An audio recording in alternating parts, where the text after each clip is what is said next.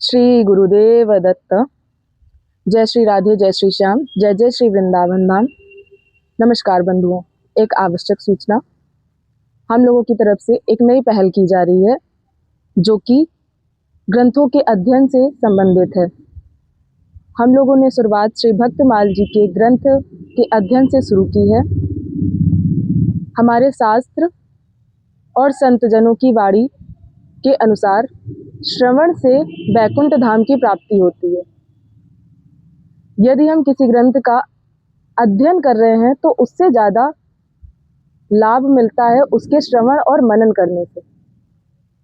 तो कृपया हम लोगों की इस पहल में हम लोगों के साथ आइए और रोज नित्य एक नए वीडियो के साथ हम लोग अपने दिन की शुरुआत करते हैं।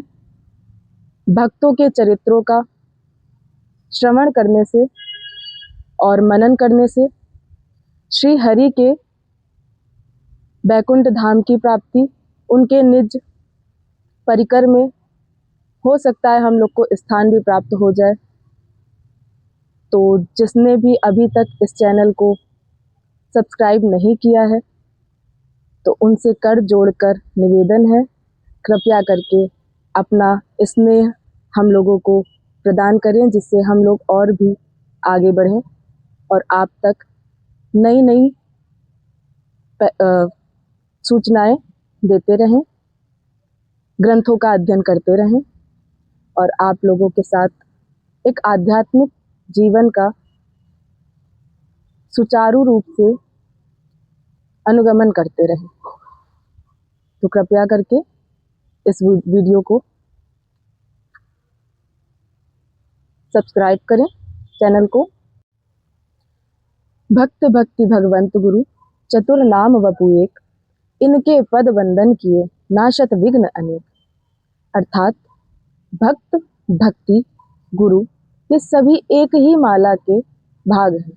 गुरु हमारा सुमेरु पर्वत है, उनके बिना हमारी जीवन यात्रा संपूर्ण नहीं हो सकती। वही परमात्म तत्व की प्राप्ति कराते हैं।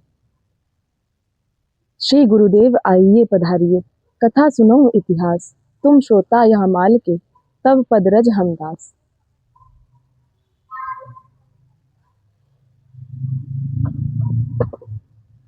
चलिए आइए शुरू करते हैं। श्री गुरुदेव का नाम लेकर संतों के चरित्रों का गायन करते हैं और मनन करते हैं। हम लोग कैसे उनके चरित्रों का गान सुनकर अपने जीवन में उतार सकते हैं। श्री नाभा जी का चरित्र, जो कि हनुमान वंश में जन्मे थे, शुरू से जन्मांध थे। शास्त्र के अनुसार वह ब्रह्मा जी के रूप में अवतरित हुए थे। ब्रह्मा जी को श्राप दिया गया था कि 5 वर्ष तक वह अंधक रूप में मृत्युलोक में वास करेंगे। तत्पश्चात गुरुदेव आएंगे और उनको स्वीकार करके एक नया अध्याय शुरू करेंगे। 5 वर्ष तक वह अंधक रूप में जीवन व्यतीत करते रहे। तत्पश्चात अकाल पड़ने पे उनके माता पिता का देहांत हो गया। उसके बाद गुरुदेव आए, श्री अग्रदास जी महाराज और श्री कीलदास जी महाराज। एक नन्हे बालक को देखते हुए उन लोगों को अच्छा नहीं लगा और श्री कीलदास जी महाराज के आज्ञा से श्री अग्रदास जी महाराज ने उनको अपने साथ ले जाने का निश्चय किया। वह जयपुर गलता पीठ में श्री नाभा जी को ले आए।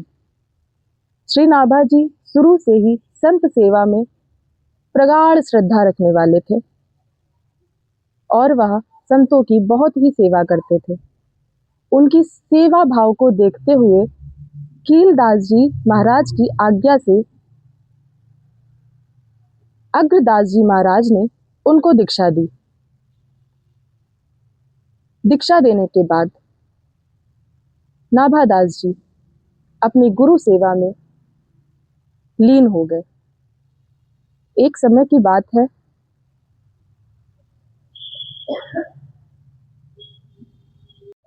जब श्री अग्रदास जी महाराज अपने आराध्य सीताराम जी के सेवा में लीन थे, तभी श्री नाभादास जी उनके चरणों की सेवा कर रहे थे। तभी एक अन्य शिष्य श्री अग्रदास जी महाराज को पुकार रहा था, क्योंकि वह सागर में तूफान के बीच में घिरा हुआ था। नाभादास जी को यह बात ज्ञात हो गई और अपने गुरुदेव का ध्यान भंग ना हो, इस कारण उन्होंने पंखे से ही उसको तूफान से बाहर निकाला। जब श्री अग्रदास जी महाराज ध्यान अवस्था से बाहर आए तो उन्होंने देखा कि कोई मुझे आवाज दे रहा था, और जब उन्होंने अपने ज्ञान चक्षु में जाकर देखा तो उन्हें ज्ञात हुआ कि श्री नाभादास जी ने यह लीला कैसे की। यह बहुत ही अद्भुत लीला थी, क्योंकि श्री नाभादास जी की गुरु भक्ति और संत सेवा इतनी प्रगाढ़ थी कि वह दिन भर उन्हीं में लीन रहते थे। वो अन्य कोई सेवा नहीं करते थे। उन्हीं की जूठन पा पाकर उनको ये सारी अद्भुत शक्तियां प्राप्त हुई थी कि वह ध्यान अवस्था में जाकर किसी भी मनुष्य को उसके दुखों और कष्टों से बाहर निकाल सकते थे। तभी श्री अग्रदास जी महाराज ने, जो कि उनके गुरु थे, उन्होंने अपने शिष्य श्री नाभादास जी को यह आज्ञा दी कि आप अभी से पहले जितने भी संत, जितने भी भक्त हुए हैं, उनका जीवन चरित्र जन जन तक पहुंचाइए और लोगों को यह लाभ दीजिए, ताकि वह संतों और भक्तों के जीवन चरित्र को सुनकर अपने जीवन को धन्य बनाए और कृतार्थ करें। बंधुओं, श्रवण मात्र से बहुत कुछ होता है।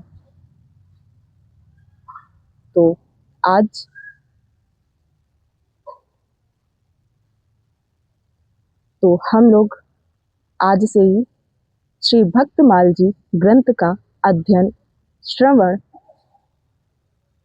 और मनन शुरू कर रहे हैं।